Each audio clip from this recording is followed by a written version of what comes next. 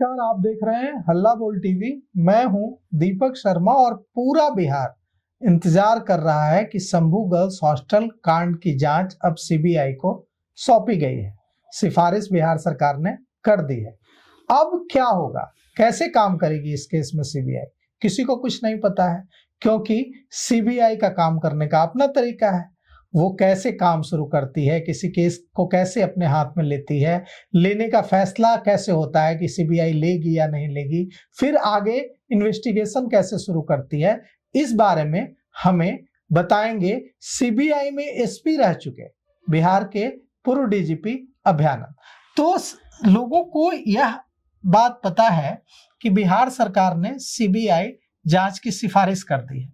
जब कोई राज्य सरकार सीबीआई जांच की किसी केस में सिफारिश करती है तो उसके बाद की प्रक्रिया क्या होती है? प्रक्रिया कैसे मेल जाता है, लेटर जाता है, कहां जाता है? डीओपीटी जो पीएमओ के अंडर में है वो डायरेक्टर सीबीआई को या होम मिनिस्ट्री, दोनों में से कोई भेज यहां से तो होम मिनिस्ट्री को जाएगा, होम मिनिस्ट्री से डीओपीटी को जाएगा, director of personal and training. क्योंकि सीबीआई का जो मिनिस्ट्री है वो डीओपीटी ही है।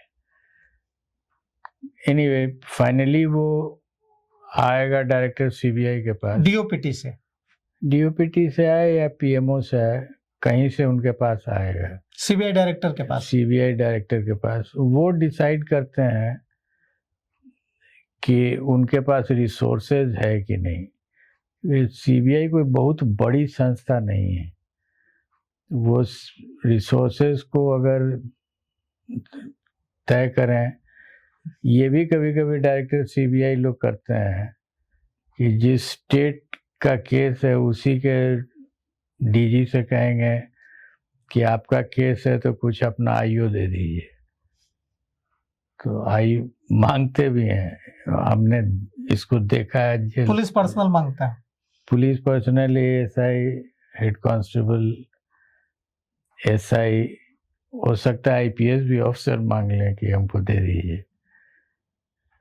तो वो डिसीजन लेते वही हैं अपना रिसोर्सेज का, और अल्टीमेटली तो मिनिस्ट्री ही डिसाइड करती है कि लेना है कि नहीं लेना है। सीबीआई डायरेक्टर ने डीओपीटी से गया पत्र, सीबीआई डायरेक्टर ने एक्सेप्ट कर लिया। उसके बाद फिर वो यूनिट डिसाइड कर देते हैं कि कौन सी यूनिट इन्वेस्टिगेट करेगी। मान लीजिए पटना यूनिट करेगी, लखनऊ यूनिट करेगी, या जो भी यूनिट करे वो डायरेक्टर सीबीआई डिसाइड करती है। यूनिट तय हो गया, उसके बाद उस यूनिट के एसपी के पास आ गया, फिर एसपी तय करेंगे कि आईओ कौन होगा।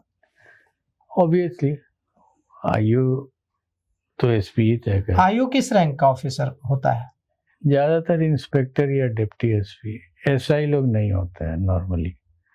करप्शन का केस रहेगा तब तो कानून में ही है कि इंस्पेक्टर के नीचे कोई नहीं रहेगा।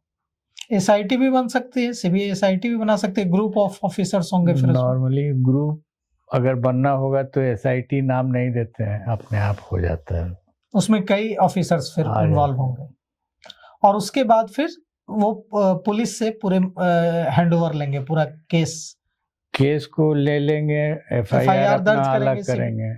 सीबीआई पहले जो आयु होंगे वो एफआईआर दर्ज होता है, और उसके बाद एक प्लान ऑफ एक्शन बनता है, वो अप्रूव हो जाता है, उसके बाद फिर कार्रवाई शुरू होती है। इस मामले में पुलिस ने कुछ पुलिस अफसरों पर कार्रवाई की है, और कल पटना के एसएसपी ने कहा है कि हम विभागीय कार्रवाई भी कर रहे हैं, हमें लापरवाही दिखी है और हम डिपार्टमेंटल एक्शन भी ले रहे हैं 2 पुलिस अफसरों के खिलाफ। तो क्या सीबीआई ऐसा भी करती है कि अगर लगता हो टीम को कि पुलिस अफसरों से पूछताछ करनी है तो पुलिस अफसरों से भी पूछताछ करती है स्टेट पुलिस के? क्यों नहीं करती है, बिल्कुल कर सकती है, क्योंकि एज ए विटनेस कर सकती है, एज ए सस्पेक्ट कर सकती है, अगर एविडेंस मिल गया तो एज एन एक्यूज भी कर सकती है। अब इस मामले में कहा जा रहा है कि पहले ही काफी विलंब हो चुका है, और पुलिस के अफसर खुद कल प्रेस कॉन्फ्रेंस में पुलिस के अफसरों ने स्वीकार किया है कि शुरुआत में लापरवाही हुई है और हम जो जिनसे लापरवाही हुई है उनके खिलाफ विभागीय कार्रवाई, डिपार्टमेंटल एक्शन भी ले रहा है। लापरवाही का सीधा सीधा मतलब है कि उससे सबूत कमजोर हुए होंगे और अब सीबीआई को और वक्त लगेगा। तो जितना ज्यादा वक्त लगेगा उतना ज्यादा सबूतों के मिटने, सबूतों के खोने का खतरा मंडराएगा। तो ऐसे में नहीं लगता है कि अगर जो प्रक्रिया लंबी चली, 2 महीने 3 महीने बाद सीबीआई एक्टिव हुई, तो इससे और एविडेंस खत्म होंगे, एविडेंस कमजोर होंगे। डिले होने से तो होता ही है। आप कोई केस को लेट से दर्ज कीजिए, बाद में इन्वेस्टिगेशन शुरू कीजिए, तो प्रॉब्लम तो आता ही है। अमूमन कितना समय लगता है जब एक राज्य सरकार जब सिफारिश करती है, गृह मंत्रालय, डीओपीटी, फिर सीबीआई डायरेक्टर, फिर यूनिट, फिर आईओ डिसाइड, मतलब सीबीआई एक केस को की इन्वेस्टिगेशन शुरू कर दे, इसमें अमूमन कितना वक्त लगता है? हर varies from case to case, और नॉर्मली कम टाइम तब लगता है जब प्री कंसल्टेशन हो जाता है तो कम टाइम लगता है, लेकिन कंसल्टेशन अगर पहले से नहीं हो रखा है तो टाइम ज़्यादा लगेगा। कई सारे मामले हैं जिसका जिक्र विधानसभा का सत्र चल रहा है, वहां भी हो रहा था। जैसे 2012 में नवरूणा चक्रवर्ती केस हुआ था मुजफ्फरपुर में, उसकी जांच भी सीबीआई को दी गई थी, उसमें भी कुछ पता नहीं चला। बॉबी हत्याकांड एक समय जगन्नाथ मिश्रा के समय हुआ था, उसकी भी जांच दी गई। शिल्पी गौतम हत्याकांड हुआ था, उसकी भी जांच सीबीआई को दी गई। और इन बिहार के इन जो चर्चित हत्याकांड की हम बात कर रहे हैं, इसमें बहुत कुछ ऐसा सीबीआई जांच में नहीं आ पाया जिससे लगे कि हाँ, पुलिस ये कह रही थी, सीबीआई कुछ नई थ्योरी लेकर आए। तो इसीलिए बिहार के लोग लगातार यह मांग कर रहे हैं कि इसकी न्यायिक जांच की मांग हो।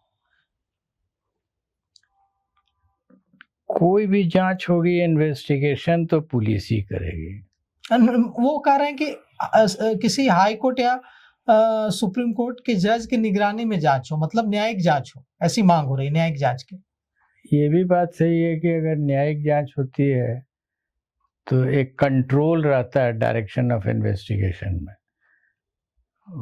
जो भी जज होंगे वो बीच बीच में बोलते रहेंगे कि आपका पहले ये था रिपोर्ट, अब ये आ रहा है। ये न्यायिक जांच भी एक अच्छी चीज है। केवल सीबीआई की जांच हो तो फिर मैन टू मैन वेरी करने लगता है। ऐसा भी होता होगा कि आईओ बदल जाते होंगे। हाँ हाँ, होता है। अभी कोई आईओ है, फिर दो सुपरवाइजरी ऑफिसर बदलता है, आईओ बदलता है, उससे भी अंतर पड़ जाता है।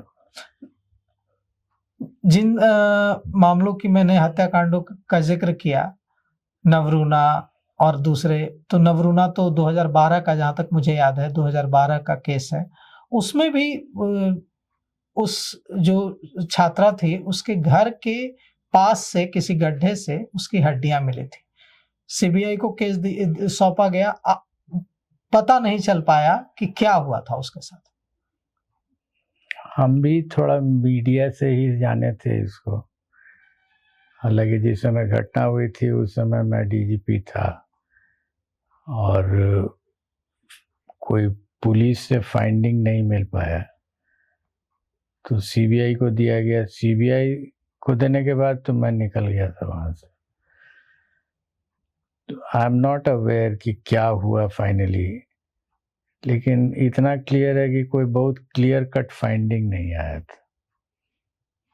तो देखिए, हम उम्मीद करते हैं कि कम से कम इस मामले में, शंभू गर्ल्स हॉस्टल की जो नीट छात्रा थी उसकी मौत के मामले में वो ना हो जो नवरूणा चक्रवर्ती और दूसरे मामलों में हुआ था, बरसों बरस, जो शिल्पी गौतम हत्याकांड में हुआ था, कि बरसों बरस तक मामला चलता रहे, जांच चलती रहे और उसके बाद फिर वही कहानी आ जाए सामने, जो कि ये सुसाइड का मामला था या कुछ सबूत नहीं मिले, पता नहीं चल पाया, डिले हो गया। तो हम उम्मीद करते हैं कि इस मामले में अगर कोई गुनाहगार है तो वो पकड़ा जाएगा और समाज में यह मैसेज जाएगा कि न्याय हुआ है, क्योंकि मैसेज देना भी जरूरी है ताकि इस तरह की जघन्य चीजों को करने वाले डरें, उनमें खौफ हो। तो फिलहाल इस पेशकश में इतना ही। आगे की खबरों के लिए देखते रहिए हल्ला बुलेटिन। शुक्रिया।